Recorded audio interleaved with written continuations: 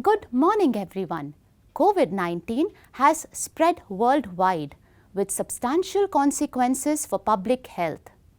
Information regarding neonatal outcomes is scarce, and optimal management of the mother and the neonate is still evolving.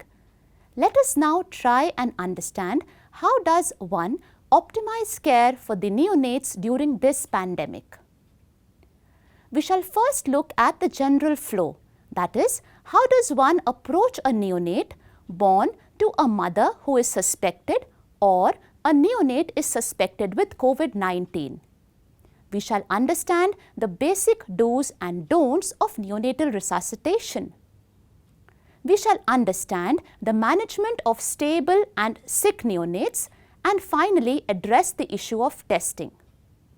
Thereafter, we shall learn about discharge policy and discontinuation of isolation.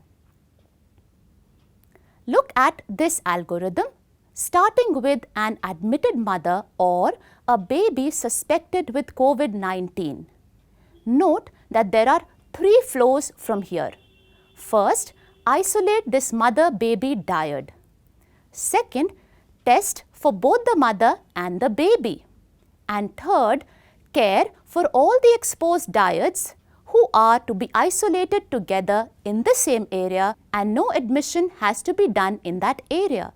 This cycle may take 6 to 12 hours. Mothers who are suspected or confirmed COVID-19 should be nursed in an isolation facility which has a separate entry and a separate exit point. The donning area is at the entry and the doffing area is at the exit. The principles of resuscitation remain the same irrespective of the mode of delivery. Resuscitation corner should be in a separate isolated room, preferably with negative pressure. If it is not possible, then it could be in the same room but at least 6 feet away from the mother with a physical barrier like a curtain. A designated member of the neonatal team who is senior should be assigned to attend these deliveries. If anticipated that the baby may require advanced resuscitation, appropriate number of skilled team members who are wearing appropriate personal protective equipment should be present. The World Health Organization recommends delayed cord clamping and skin-to-skin contact to be done in all these neonates. Going on further, positive pressure ventilation during resuscitation can be given using a self-inflating bag and mask or a T-piece resuscitator which has a disposable tubing. In addition, a small viral or bacterial filter is put between the T-piece resuscitator or the anesthesia bag and the mask, or just before the PEEP valve in a self-inflating bag. Remember, this can add significant dead space and hence one should use the smallest available filter and avoid prolonged ventilation using this technique. All disposable parts should be discarded and routine suction is not indicated. During mechanical ventilation, inline suction has to be used and one should avoid endotracheal administration of medications. It is said that plexiglass boxes which have excess portholes, they may potentially minimize the aerosol spread. Drying and standard thermoregulatory measures for preterm baby, that is using the plastic bag, are same as for other deliveries. Bathing is not recommended for obvious reasons. After stabilization at birth, if the baby is stable, shift the baby to the mother's room. If the baby is sick, shift the baby using the same warmer that you used for resuscitation to a designated neonatal isolation facility. The transport team should be same as the resuscitation team and the route through which you go should be a designated COVID doorway. For babies who are stable and they remain with the mother, mother should be encouraged to initiate or continue breastfeeding. Why? This is because the benefits of breastfeeding substantially outweigh the potential risk for transmission. Practice rooming in, including skin-to-skin contact and kangaroo mother care. A healthy willing family member who is asymptomatic may be allowed in the same room to provide help to the mother to support breastfeeding and helping her in taking care of the neonate. While mother and baby are practicing rooming in, mother should perform hand hygiene frequently, including both before and after breastfeeding and before and after touching the baby. Mother always wears a mask while breastfeeding and providing other care to the baby. Surfaces are to be routinely cleaned and disinfected. Sometimes mother may have to express milk, but remember, do it only when indicated and use a dedicated breast pump. If you do not have one, then decontaminate the breast pump as per protocol in your respective unit. The same milk can be fed to the baby and it does not require any pasteurization. Having understood about stable neonates, let us now come to understanding how do we manage symptomatic or sick neonates. They should be managed in a separate isolation facility, separate from your routine NICU. A defined transitional area should be in between. This facility should have single closed rooms. If you do not have single closed rooms, best is to nurse babies in closed incubators. If that is also not available, then place them in radiant warmer in a common isolation ward, but remember, keep a distance of at least 1 meter between these two cots. Also have separate areas for suspected neonates and separate areas for confirmed positive neonates. Negative airborne isolation rooms are preferred for patients who require aerosolization procedures. This includes babies who receive CPAP, babies who receive suction, babies who are undergoing nebulization.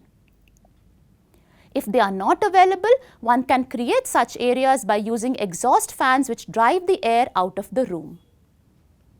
These areas should have adequate ventilation and this should not be a part of central air conditioning.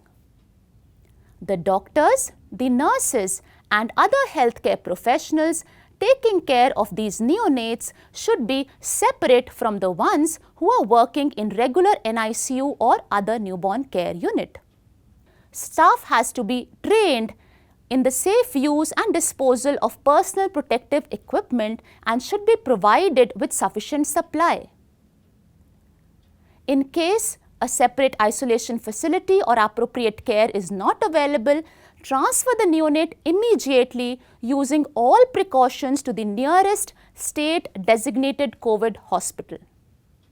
Neonates who require respiratory support should be nursed in an incubator, and if the neonate is able to accept enteral feeds, give them expressed breast milk. Note down the details of all healthcare providers who are entering and leaving the isolation facility in a separate register. Specific guidance for respiratory management of COVID-19 in neonates is not yet available since the neonates who were positive, either they required support because of other reasons or they were premature.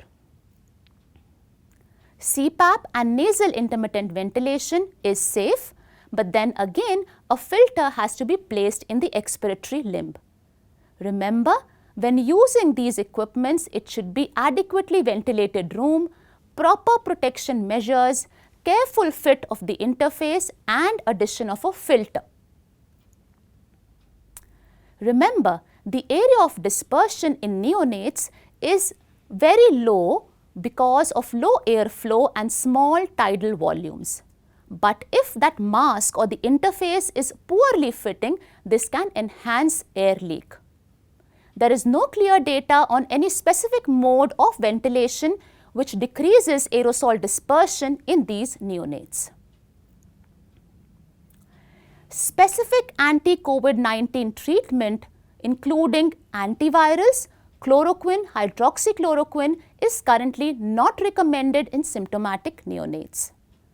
In addition, adjunctive therapy like corticosteroids or intravenous immunoglobulin is again not to be given in neonates with suspected or confirmed COVID-19.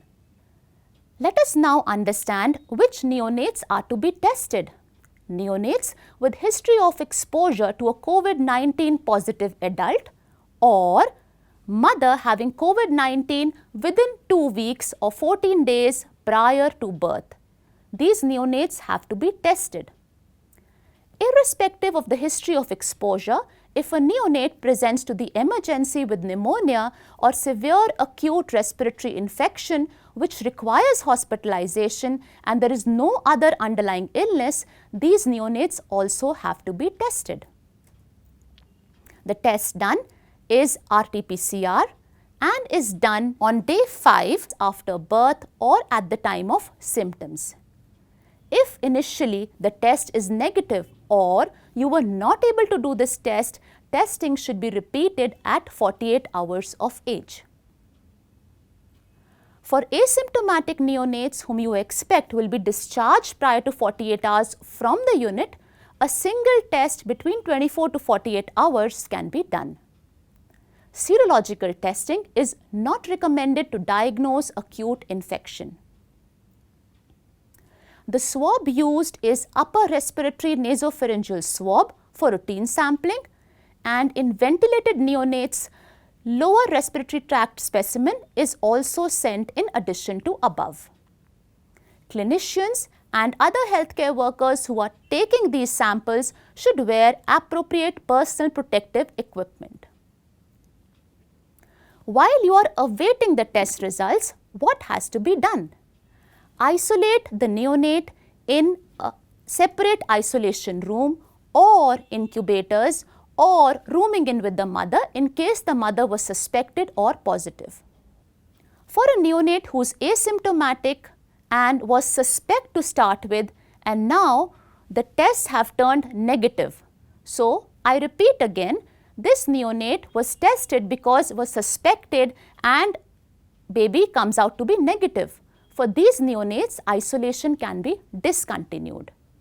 However, if you were not able to test or you were able to test 96 hours prior to exposure or the baby's stay is less than 4 days or equal to 4 days in the hospital, these neonates can be discharged, but remember they should be home isolated for the next 14 days. If the neonate is still admitted, better is to test the neonate and then decide the further plan of management. For a symptomatic neonate, if the symptomatic neonate meets the listed criteria, isolation can be discontinued. If the test is not done, then all the listed clinical criteria have to be met before the isolation is discontinued. Asymptomatic neonate can be discharged early the moment it is feasible and safe, ideally with the mother or with a healthy attendant, followed by home isolation for 14 days since the time of last contact. Symptomatic neonate has to meet the listed criteria, and one option here is to send 2 samples, they turn as negative, and then you discharge this neonate. The other option is, if you do not want to test, then the baby first 3 criteria are met, but the baby is continued on home isolation. If the mother was discharged before being declared infection free, she should be considered infective till she meets the listed clinical criteria. What should the mother do at home? She should wear a medical mask and practice hand hygiene. The healthcare providers should arrange a telephonic follow-up or a home visit by a designated nurse, and at any time if the neonate becomes unwell, he should be taken to the designated hospital facility. Mother practices respiratory hygiene and wears a mask while providing care and breastfeeding a neonate.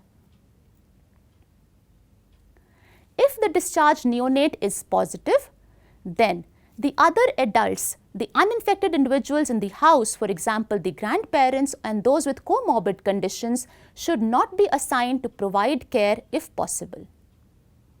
So, we understood what has to be done and what not has to be done during resuscitation. We understood that stable babies have to be cared for with the mother and rooming in has to be practiced. These babies can be breastfed. We understood when to do testing and what sample has to be sent. We also understood the basic principles of isolation and the precautions to be observed at home. Thank you.